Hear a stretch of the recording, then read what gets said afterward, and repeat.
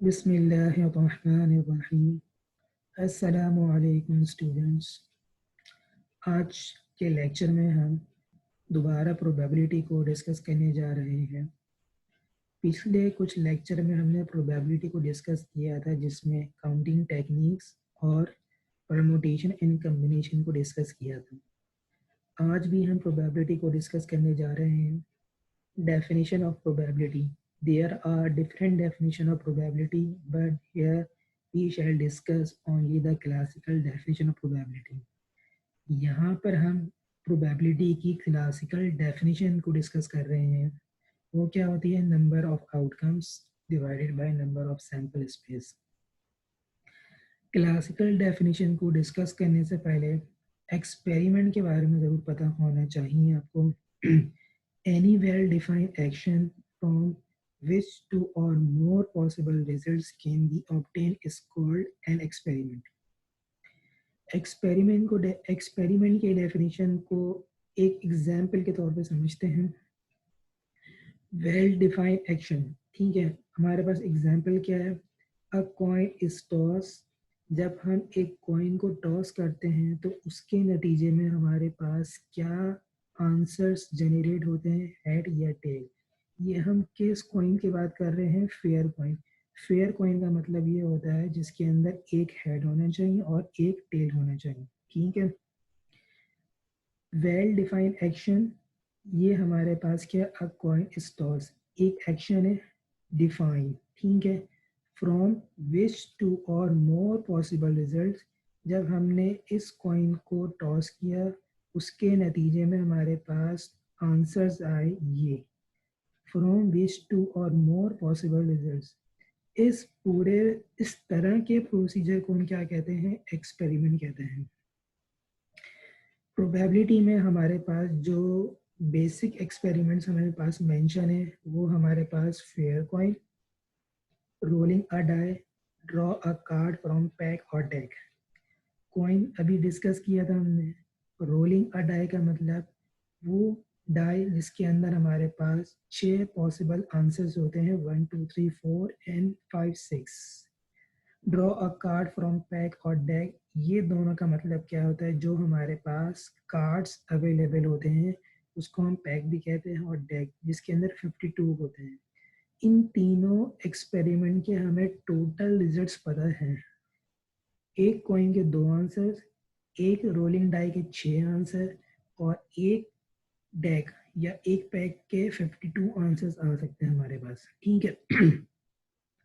Outcomes, a single result based observation of an experiment is called an outcome.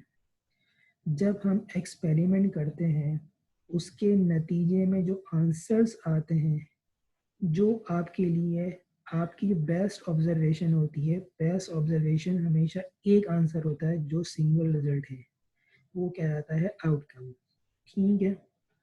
Sample space, a set of all possible outcomes of an experiment is called a sample space and it is denoted by S. जब हम experiment करते हैं तो experiment एक नहीं किया जाता है ना दो किया जाता है, एक बल्क ऑफ क्वांटिटीज में किया जाता है। उस बल्क ऑफ क्वांटिटीज का जब हम टोटल करेंगे तो वो पॉसिबल आउटकम्स क्या होंगे? Sample space. मिसाल के तौर पर अगर हम एक डाई को रोल करते हैं, इसके कितने आंसर्स हमारे पास आ सकते हैं? 6। 6 एक्सपेरिमेंट्स के नतीजे में आएंगे जो आंसर, उसको कहते हैं सैंपल स्पेस। अब आते हैं क्लासिकल डेफिनेशन। क्लासिकल डेफिनेशन में ये था, number of outcomes divided by number of sample space.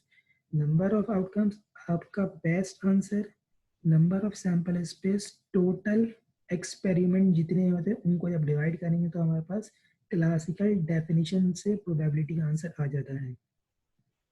अच्छा, अब देखते हैं इवेंट क्या होता है।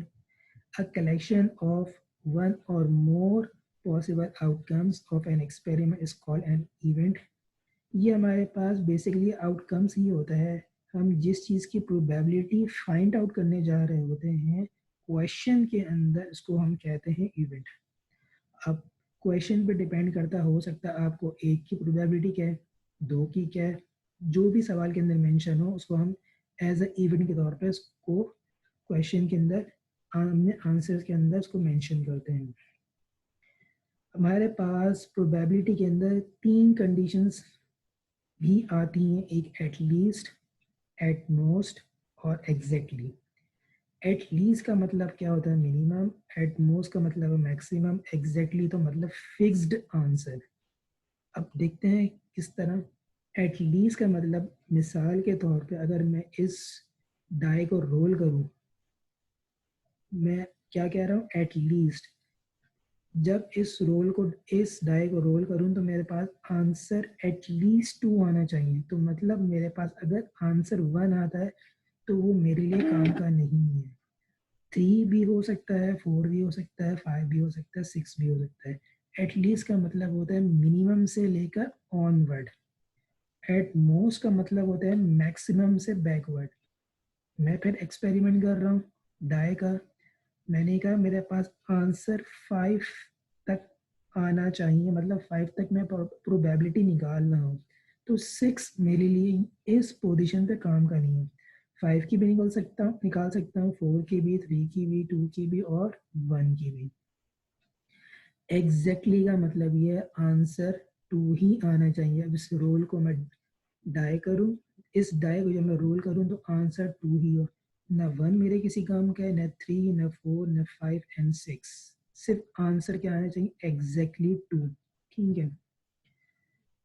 कुछ प्रॉपर्टीज भी हैं हमारे पास, पोस्टुलेट्स हैं प्रोबेबिलिटी की, जिस पे ये डिपेंड कर रही है बेसिक। प्रोबेबिलिटी का आंसर हमेशा 0 से लेकर 1 के दरमियान आना चाहिए। नेगेटिव नहीं आ सकता, 1 से ग्रेटर नहीं आ सकता। प्रोबेबिलिटी का आंसर आप फ्रैक्शन में भी लिख सकते हैं, पॉइंट्स में भी लिख सकते हैं और परसेंटेज में भी लिख सकते हैं। अगर आप परसेंटेज में लिखेंगे तो आपके पास आंसर क्या आएगा? मिसाल के तौर पर 0.9 अगर हमने डेसिमल में लिखा है तो वो आपके पास हो गया। अगर उसको मल्टीप्लाई करेंगे तो 90%। दूसरा पॉस्टुलेट क्या है या प्रॉपर्टी क्या है? जिस इवेंट की प्रोबेबिलिटी 1 हो वो आंसर आपके पास सर्टेन होता है। ये बेसिक प्रॉपर्टी ज़रूर है, लेकिन प्रोबेबिलिटी एक रियल लाइफ टॉपिक है। किसी भी काम होने की इन फ्यूचर में हम पहले से अज्यूम नहीं कर सकते 1 है ये। 1 हो सकती है, कोई भी काम एग्जैक्टली नहीं हो सकता। हम फ्यूचर एक्सपेक्टेशन कर सकते हैं, ये एक बस एक प्रॉपर्टी है। और ये प्रॉपर्टी क्यों है आगे, ये प्रॉपर्टी आपको 4th के अंदर आपको पता चलेगा। ठीक है। तीसरी क्या है कि प्रोबेबिलिटी, इवेंट की प्रोबेबिलिटी 0 नहीं होना चाहिए। 0 क्यों नहीं होना चाहिए? जब हम एक्सपेरिमेंट करते हैं तो उसके नतीजे में कोई ना कोई आंसर ज़रूर जनरेट होता है, तो 0 तो हो ही नहीं सकती। ठीक है। 4th की हम जो बात कर रहे थे 2 से लिंक करते हुए, जब हम कॉम्प्लीमेंट निकालते हैं, कॉम्प्लीमेंट का मतलब ये है 100% प्रोबेबिलिटी में से हम जिस चीज़ की प्रोबेबिलिटी निकाल चुके होते हैं उसको जब माइनस करें तो हमारे पास रिमेनिंग प्रोबेबिलिटी आ जाती है, जिसको हम कॉम्प्लीमेंट कहते हैं। मिसाल के तौर पे ये आपके पास 101 प्रोबेबिलिटी, मैंने इस इवेंट की प्रोबेबिलिटी निकाली 0.40, 0.40, 1 माइनस 0.40, आंसर आ गया 0.60, तो आपके पास कॉम्प्लीमेंट आई है। ठीक है। अब जो हमारे पास एक्सपेरिमेंट है बेसिक, एक्सपेरिमेंट 1 कॉइन को जरा हम डिस्कस करते हैं। क्या क्वेश्चन है? अ coin is toss 2 times, find the probability of getting. एक हमारे पास फेयर कॉइन है जिसको हमने 2 बार टॉस किया है। ये इस तरह भी हो सकता है, आप एक कॉइन को 2 बार टॉस करें, या ऐसे भी हो सकता है आप 2 कॉइन को एक बार टॉस करें, बात दोनों बराबर है। अब हमें निकालना क्या क्या है, किस किस की प्रोबेबिलिटी निकालनी है? 1 head, 1 tail, 2 head, 2 tail, at least 1 head और एट मोस्ट 1 हेड। सोल्यूशन 1 में देखते हैं 1 हेड किस तरह निकालते हैं, किस तरह उसको सॉल्व करते हैं। सबसे पहले हमने निकाले सैंपल स्पेस। ऊपर हमने सैंपल स्पेस की क्या बात की थी? एक्सपेरिमेंट करने के नतीजे में जो आपके पास टोटल आंसर आते हैं उसको हम सैंपल स्पेस कहते हैं। जब हम 2 कॉइन, मतलब एक कॉइन को 2 बार टॉस करेंगे तो उसके सैंपल स्पेस हमारे पास कितने बनेंगे? 4। Let S be the sample space. एक बार आंसर आ सकता है एच एच, दूसरा आंसर एच टी, तीसरा आंसर टी टी और फोर्थ आंसर टी एच। ये हमारे पास number of S, total quantity 4। Event क्या है, हमें किसकी प्रोबेबिलिटी निकालनी है, 1 की प्रोबेबिलिटी निकालनी है। 1 की प्रोबेबिलिटी, एक ऐसा सेट ढूंढना है सैंपल स्पेस में जिसके अंदर एक एच होना जरूरी है, वो हमारे पास इवेंट है। ये हमारे पास इवेंट है जिसकी प्रोबेबिलिटी फाइंड आउट करने जा रहे हैं। Let A B the event that getting a head. इन 4 पेयर में से 2 पेयर ऐसे हैं जिनके अंदर एच, एक एच आ रहा है, वो हमारे पास n of A. Classical definition का फॉर्मूला पुट किया, n of A divided by n of S, divide किया, आंसर आ गया 0.5। ये हमारे पास आंसर आ गया 0.5 डेसिमल में। आंसर 0-1 के दरमियान लाई कर रहा है, नेगेटिव नहीं है। परसेंटेज में लिखना चाहें तो 0.5 मल्टीप्लाई बाय 100 कर सकते हैं, तो 50% आंसर आ जाएगा। सेकंड हमारे पास जिस चीज़ की फाइंड आउट करने जा रहे हैं, वन टेल। हमारे पास सैंपल स्पेस तो सेम रहेगा, सिर्फ हमारे पास इवेंट चेंज हुआ। पहले इवेंट हम निकाल लेते हैं गेटिंग अ हेड, अब निकाल लें getting a tail. Same procedure, हम सैंपल स्पेस में से ढूंढेंगे कौन सा सेट ऐसा है जिसमें एक टेल आ रहा है, वो 2 सेट है, ये रहा टेल, ये रहा टेल। क्लासिकल डेफिनेशन के फॉर्मूले पुट किया, डिवाइड किया, आंसर आ गया। तीसरा सोल्यूशन में हमें क्या कह रहे हैं, गेटिंग 2 हेड्स।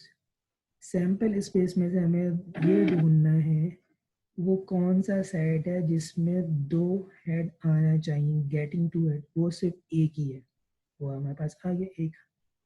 क्लासिकल डेफिनेशन में रखा, डिवाइड किया, आंसर आ गया। अब देखिए मेरे पास इवेंट बहुत सारे थे, 6 इवेंट है, तो मैंने पहले वाले को ए का नाम दे दिया, दूसरे वाले को बी का नाम दे दिया, तीसरे वाले को मैंने सी का नाम दे दिया, चौथे वाले को मैंने डी का नाम। ये कोई फिक्स डी नहीं है, आप कुछ और भी नाम दे सकते हैं। मैंने सीरीज वाइज, सीक्वेंस वाइज रखा है अल्फ़ाबेट के हिसाब से, ठीक है। फोर्थ में हमें क्या कहना है, गेटिंग 2 टेल। सेम वही प्रोसीजर, सैंपल इसमें से एक ऐसा सेट पिक करना है जिसमें 2 टेल होना चाहिए, उसकी क्वांटिटी एक है, डिवाइड किया, आंसर आ गया। 5 जो हमारे पास इवेंट है उसमें क्या क्या, एट लीस्ट 1 है। ऊपर क्या बात हुई थी, at least, answer minimum. Minimum का मतलब है ये आना चाहिए, एट लीस्ट 1 हेड। इन सैंपल स्पेस में से एक एच तो होना जरूरी है, बाकी की कोई कंडीशन नहीं है। एक एच से कम नहीं हो सकता, एक एच से ज्यादा जरूरी है, एक एच हो या एक से ज्यादा हो। ये 4 सैंपल्स में से ये रहा, कम से कम एक एटलीस्ट, और ज्यादा कुछ भी हो सकता है। उसकी क्वांटिटी आ गई 3 डिवाइड बाय 4 0.75। 6 में हमें क्या कह रहे हैं, eight most 1 head. At most की क्या बात हुई थी, ज्यादा से ज्यादा आंसर, और वहां से हम जाएंगे बैकवर्ड। ज्यादा से ज्यादा मतलब एट मोस्ट 1 हेड आना चाहिए। एट मोस्ट 1 हेड का मतलब क्या हो गया आपके पास, ये देखिए,